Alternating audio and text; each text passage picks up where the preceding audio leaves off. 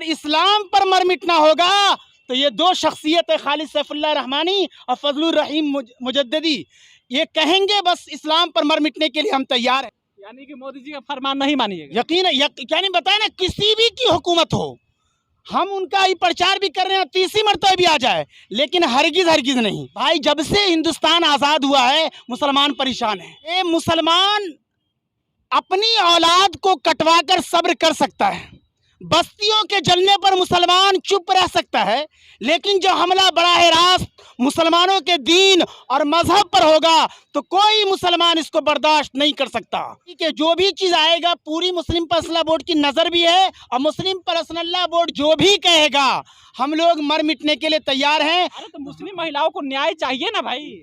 मुस्लिम महिला हो या कोई भी महिला हो, सबको न्याय चाहिए, सबको जो इंसाफ मिले। यूनिफॉर्म सिविल कोड आएगा तभी न्याय मिलेगा ना। मुस्लिम के खास इस्लामी मजहब का जो इशू है उस पर ये रखते हैं, तो इस बार जमहूरी मुल्क में इसको देखना और इसकी बातें मानना और इसके कहने पर मर मिटने के लिए हम तैयार हैं। कि मैं इस्लाम के बारे में जो भी चीज़ बैक वक्त कहेंगे, मुस्लिम पर्सनल बोर्ड की टीम, और ये खास करके ये दो चेहरे जो है अपने लेटर पेड पर, उस पर एकदम सर आंख मून करके मैं हाजिर हूँ। खबरें चल रही है कि 20 जुलाई से होने वाले संसद के मानसून सत्र में यूनिफॉर्म सिविल कोड पेश किया जा सकता है, लेकिन अब इस पर all India Muslim personal law board ने अपना स्टैंड क्लियर कर दिया है और अपील कर दिया है कि आप लोग इसका विरोध कीजिए। यानी कि भारत के मुसलमानों से all India Muslim personal law board appeal कर दिया है कि अब इसका विरोध करना है। बात इसी पर करेंगे, हमारे साथ मोहम्मद आसिम मौजूद है। और देखिए भाई साहब, ये भाजपा के बहुत बड़े समर्थक है, हाथ में हमेशा लिए रहते हैं नरेंद्र मोदी अमित शाह की तस्वीर। और बात इस पर करेंगे, क्या ये मोदी का सपोर्ट करेंगे या फिर all India Muslim personal law board ने जो बात कही है उसका समर्थन करेंगे। ये बताइए, आप तो मोदी के बहुत बड़े भक्त है, फैन है। मोदी एक तरफ यूनिफॉर्म सिविल कोड ला रहे हैं, इधर all India Muslim personal law board बोल दिया है कि आप लोग विरोध कीजिए। क्या करना है आपको? इसमें कोई दो राय नहीं है कि मैं 24 की तैयारी, बल्कि तीसरी मरतबा मैं जो ये कहा हूँ कि कहो दिल से, प्रधानमंत्री मोदी जी तीसरी बार फिर से कसम से, और ये नारे के साथ पूरे भारत के हर राज्यों में मैं घूमता हूँ कि तीसरी मरतबा हो, और भारत के अक्सर राज्यों, बल्कि 24 राज्यों की अक्सर लोकसभा सीटें भारतीय जनता पार्टी को मिले। भरपूर अंदाज में मैं मेहनत करता हूँ। लेकिन आपने दूसरा सवाल जो कहा है, वो आप मेरे दरमियान एक टंगा हुआ देख रहे होंगे गले में, जो मुस्लिम पर्सनल लॉ बोर्ड के ये जनरल सेक्रेटरी रहे और फिर इमारत शरिया के अमीर शरीयत सातवें नंबर पर रहे अमीर शरीयत। और इस मामले में जो हवा अभी चल रही है और जहाँ हर जगह आवाज़ें उठ रही है, आज यूट्यूब वगैरह का ज़माना है, सारी दुनिया के चैनल को आप उठाइए, वहीद रहमानी साहब को, इस जनरल सेक्रेटरी जो रहे उनको सुनिए। और फिल वक्त अभी जो है जनरल सेक्रेटरी हैं है मौलाना फजलुर रहीम मुजद्ददी, और दो तस्वीर है मौलाना खालिद सैफुल्लाह रहमानी जो 5वीं सदर है, जो मैं 5वीं सदर है, ये भी रखिए। अपने बिहार से ही हैं? बिल्कुल, बिहार से और भारत के हैं, समझिए बिहार राज है, भारत देश है। आप ये मत बताइए, बताइए ये कि मोदी का जो फरमान आएगा उसको मानिएगा कि all India Muslim personal law board ने जो फरमान जारी किया है इसको मानिएगा? बिल्कुल, वही मैं जवाब देने जा रहा हूँ। दो तस्वीर ये भी है, दो तस्वीर ये भी है।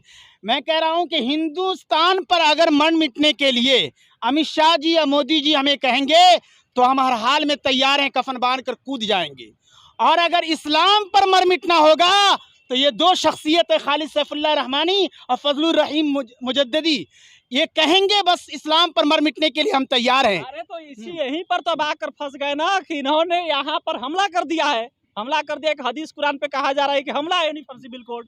इन्होंने या फिर जितनी भी हुकूमतें पहले रही या अब रहेगी, देखिए हुकूमत किसी की भी रहे, यहाँ 7 धर्म या कई धर्मों के लोग रहते हैं, सबका मुस्लिम पर्सनल है। जैसे मेरा इस संगठन का, मुस्लिम पर्सनल बोर्ड का, सियासत से कोई लेना देना नहीं है। मुस्लिम के खास इस्लामी मजहब का जो इशू है उस पर ये रखते हैं, तो इस बार जमहूरी मुल्क में इसको देखना और इसकी बातें मानना और इसके कहने पर मर मिटने के लिए हम तैयार हैं। यानी कि मोदी जी का फरमान नहीं मानिएगा? यकीन है, यानी बताए ना, किसी भी की हुकूमत हो, हम उनका ही प्रचार भी कर रहे हैं, तीसरी मरतबा भी आ जाए, लेकिन हरगिज़ हरगिज़ नहीं, क्योंकि इस्लाम पर मर मिटना ये और हिंदुस्तान पे मर मिटने के लिए इनके लिए तैयार हैं।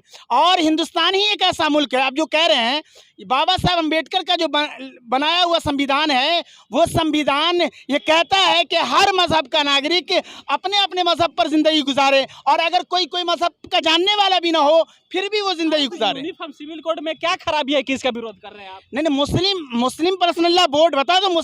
मैं इस ज़िम्न में ये भी जान लीजिए कि मैं इस्लाम के बारे में जो भी चीज़ बैक वक्त कहेंगे, मुस्लिम पर्सनल लॉ बोर्ड की टीम, और ये खास करके ये दो चेहरे जो है अपने लेटर पेड पर, उस पर एकदम सर आंख मूंद करके मैं हाजिर हूँ।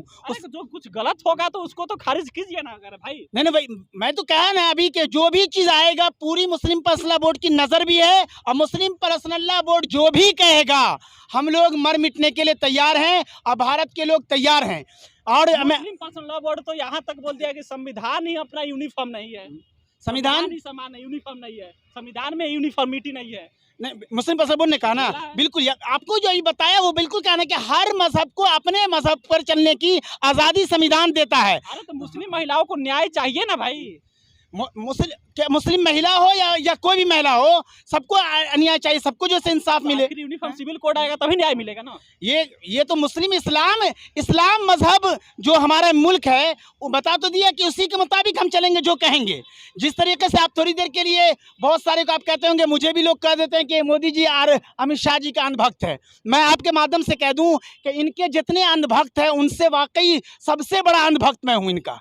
और उसी तरीके से इस्लाम पर मर मिटने के लिए इन दोनों शख्सियत के दरमियान जो फोटो दिखा रहा हूं मैं उन पर आंख मूंदकर मर मिटने के लिए तैयार हूं। मर मिटने के लिए तैयार है तो जान तो अब ये बोल दिए हैं कि यहाँ हमला करेंगे, यूनिफॉर्म सिविल कोड लाएंगे, तो इन लोग के अनुसार दीन में हमला है, हदीस में हमला है, तो उसको नहीं बर्दाश्त होगा, तो इनको तो छोड़ना पड़ेगा ना। आप नहीं, ये देखिए बता रहा हूँ कि सियासत से लेना, मेरा ये सियासी प्लेटफॉर्म है, और यहाँ पर अपने मजहब पर मर मिटना मुझे आता है। मैं छोटा मोटा जरूर धर्मगुरु हूँ, मेरा असल जो है ये मुस्लिम पर्सनल लॉ बोर्ड है। और मैं आपके माध्यम से जो सवाल कर रहे हैं, हालांकि दोनों चेहरे पर मुझे जवाब देनी होगी, लेकिन अब ज़्यादातर यूनिफॉर्म सिविल कोड पर आप बातें कर रहे हैं, तो मैं आपको यूँ कह रहा हूँ, चाहे किसी की भी हुकूमत रहे, कि मुसलमान अपनी औलाद को कटवाकर सब्र कर सकता है, बस्तियों के जलने पर मुसलमान चुप रह सकता है, लेकिन जो हमला बराह रास्त मुसलमानों के दीन और मजहब पर होगा तो कोई मुसलमान इसको बर्दाश्त नहीं कर सकता।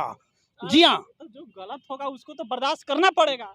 नहीं, बता तो दे, दीन मजहब जो है उस पर मर मिटना अपने आप को फख्र, बल्कि हर मजहब वाला अपने ये जो यहाँ पे हर मजहब दुनिया में जो हर मजहब बचा हुआ है उसकी वजह ही यही है। कुल मिला जुला के कि आप यूनिफॉर्म सिविल कोड पर नरेंद्र मोदी को सपोर्ट नहीं कीजिएगा। नहीं, मैं कह रहा हूँ नरेंद्र मोदी जी का दीवाना हूँ, नरेंद्र मोदी जी को वोट देने और मैं पूरे घूमूंगा, लेकिन उसके बावजूद मैं अपने पार्टी में जब मेरा इस्लाम पर कुछ आएगा तो इस्लाम मजहब पे, तो मैं उसके लिए मैं अपनी पार्टी और अपने प्रधानमंत्री वगैरह से या भारतीय जनता पार्टी से कहूँगा कि ये सब ठीक नहीं है, और मैं बोलूँगा यकीनन। इसके लिए मैं आपके माध्यम से ये कह रहा हूँ कि मैं दो चार शेर यूँ कि हम मोमिन सादिक हैं मुसलमान रहेंगे, हर आन लिए हाथ में कुरान रहेंगे, अब पहनाए कोई तौक गुलामी नहीं मुमकिन, अजदाद से सुल्तान तो सुल्तान रहेंगे, और डरते हैं नहीं हम तेरे इन तेगो सना से, हर लम्हा खुदा के लिए कुर्बान रहेंगे, और सदाकत से किसी सूरत मुकरने ही नहीं देता, खुदा का डर हमें दुनिया से डरने ही नहीं देता। मैं आपके माध्यम से और कहना चाहता हूं कि कुछ लोग कहते हैं कि भारतीय जनता पार्टी ही को दोषी समझा करते हैं कि मुसलमानों के लिए खतरा या मुसलमानों पर ये। भाई, जब से हिंदुस्तान आज़ाद हुआ है मुसलमान परेशान हैं, इसलिए भारतीय जनता पार्टी पर थोपा नहीं कर सकता। नहीं, सारी हुकूमतें ये की है, इसलिए मोदी भी कर रहे हैं। बता रहा हूँ कि ये चंद साल गुजारे हैं, और जो बहुत लंबा गुजारे हैं उनकी ज़्यादा ही है। इसलिए इकबाल ने लिख के गए, वो शेर ले जाइए कि इस देश में बरसों से परेशान हैं हम लोग, इस देश में बरसों से परेशान हैं हम लोग, बस जुर्म है इतना कि मुसलमान हैं हम लोग, और आज़ादी के बाद से ही मुसलमानों की हालत है और होती रहेगी। इसलिए लेकिन मुसलमानों को इनकी बयान को पढ़ना है कि बुज़दिल नहीं होना है। और मैं ये आज़ादी के बाद से जो हुआ उसको ये ले जाइए कि सर मुड़ाते ही हमारे सर पे औले पड़ गए, सर मुड़ाते ही हमारे सर पे औले पड़ गए, हो गई हालत हमारी गैर, किससे क्या कहें। अरे सारे शिकवे और शिकायत रख कर बालाए ताक, सोचते हैं गीत आज़ादी का हम गाते रहें। अरे दाद दीजिए कि हम जी रहे हैं वहाँ, है मुहाफिज जहाँ कातिलों की तरह। मैं आपके माध्यम से ये कहना चाहता हूँ कि भारतीय जनता पार्टी तीसरी मरतबा भी आएगी, और बिल्कुल हाँ। भारतीय जनता पार्टी आएगी नहीं आएगी वो अपना समर्थक आप करते रहिए, सवाल हो नहीं, सवाल है कि यूनिफॉर्म सिविल कोड पर आप आकर भारतीय जनता पार्टी विरोध कर दिए। आप बता रहे कि इस्लाम पर मर मिटने के लिए तैयार है, तो संविधान नाम की चीज है ना। अगर आपसे सवाल पूछा जाए कि संविधान में या कुरान में किसको ऊपर रखिएगा तो किसको रखिएगा? बिल्कुल, ये इस तरह का सवाल करने वाले को सवाल ही नहीं करना चाहिए। जब संविधान हमारा बाबा साहब अम्बेडकर का हिंदुस्तान का संविधान सारे मजहब वाले को आज़ादी देता है, तो फिर अलग से कोई बात ही नहीं रह गई। जो आप कह रहे हैं यही तो मैं कह रहा हूँ कि बाबा साहब ने अपने अपने मजहब पर आपको फ्रीडम ऑफ एक्सप्रेशन दिया गया है, हम इसीलिए सवाल पूछे। आपको फ्रीडम ऑफ एक्सप्रेशन दिया गया है, फंडामेंटल राइट्स है, लेकिन सवाल ये है कि आपको उतना ही आज़ादी मिलेगा ना जितना कि दूसरे किसी के आज़ादी को है ना। जैसे इक्वालिटी दिया गया है, तो भारतीय मुस्लिम महिलाओं को न्याय तो मिलना चाहिए ना। नहीं, मुस्लिम महिला हो या कोई भी हो, या मैंने मतलब मुस्लिम का पर्सनल और इस्लाम मजहब पे कुछ होगा तो ये पहरादार बन के मुस्लिम पर्सनल लॉ बोर्ड खड़ा है। और जहाँ यहाँ के जैसे हिंदू मुस्लिम सिख ईसाई 4 धर्म के लोग बोलते हैं ना, उसी तरीके से अपने भारत में शिया सुन्नी वहाबी और देवबंदी ये चलता है। हाँ। कहना यही चाहते हैं कि मुस्लिम महिलाओं का मामला हो या इस्लाम में कुछ भी मामला हो, उसको हैंडल भारतीय संविधान के एंगल से ना किया जाए, all India Muslim personal law board करें। अरे हमको लगता है कि भारत सरकार ने भी और लॉ कमीशन ने भी इस चीज़ को कहा है और मांग की है, और जिसमें मुस्लिम पर्सनल लॉ बोर्ड सबसे अहम किरदार अदा करने जा रही है और करेगी। और यूनिफॉर्म सिविल कोड से क्या नुकसान है? नहीं, मैं बता रहा हूँ कि मैं जो आप जो कह रहे हैं यूनिफॉर्म सिविल कोड, इनको हम हो सकता है मैं छोटा धर्मगुरु हूँ, अब बताया ना कि इस पर मर मिटने के लिए 2 चेहरे जो आपके सामने इसलिए लाया हूँ। मुस्लिम पर्सनल बोर्ड की बातें बार बार कर रहा हूँ कि आंख मुन करके इस्लाम पर जब आँच आएगा कुछ होगा तो जान देने के लिए तैयार, और हिंदुस्तान पर जब आँच आए तो इन दोनों के कहने पर मैं तैयार हूँ। ये है असल। ये तो यासिम मोहम्मद है और इनका कहना यह है कि भाई साहब कुछ भी हो जाए, हदीस में, कुरान में, इस्लाम धर्म में इंटरफेयर बिल्कुल बर्दाश्त नहीं की जाएगी।